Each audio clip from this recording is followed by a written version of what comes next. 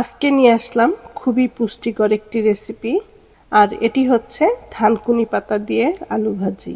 থানকুনি পাতাতে যে কি পরিমাণ ভিটামিন আছে সেটা তো সবাই জানেন। তারপরেও দেখা যায় অনেক সময় হয়তো একটু তিতা লাগে, এজন্য খেতে চান না। তো এভাবে আলু ভাজির সাথে খেলে একদমই তিতা লাগবে না।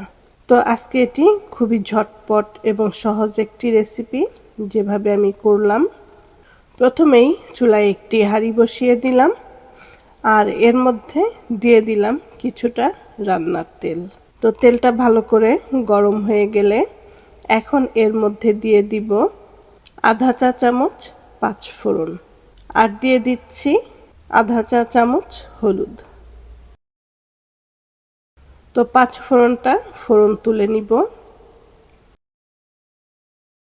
ফোড়ন তুলে নিয়ে এর মধ্যে এখন দিয়ে দিচ্ছি পেঁয়াজ কুচি, এবং পেঁয়াজটাও ভেজে নিতে হবে।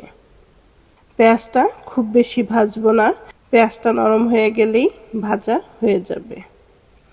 তো এখন এর মধ্যে দিয়ে দিব কাঁচা পাকা কাঁচামরিচ, যে কোনো একটিও দিতে পারেন। তো আমি দুটোই দিলাম, কারণ কাঁচা এবং লাল মরিচ দুটোরই আলাদা আলাদা সুন্দর একটি সুগন্ধ আছে।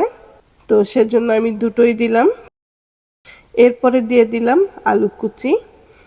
তো আলু কুচিগুলো আমি একটু মোটা মোটা করে কেটে নিয়েছি, কারণ আমাদের এখানকার আলুগুলো একদমই নরম থাকে, ভাজার সময়ই আলুগুলো গলে যায়। তো এজন্য একটু মোটা করে কেটে নিয়েছি। তো আলুগুলো কেটে ধুয়ে পানি ঝরিয়ে এরপরে দিয়ে ভেজে নিলাম। ভেজে নেওয়ার পরে এখন দিয়ে দিচ্ছি থানকুনি পাতা। তো থানকুনি পাতাটাও আমি ধুয়ে এরপরে কুচি করে নিয়েছি।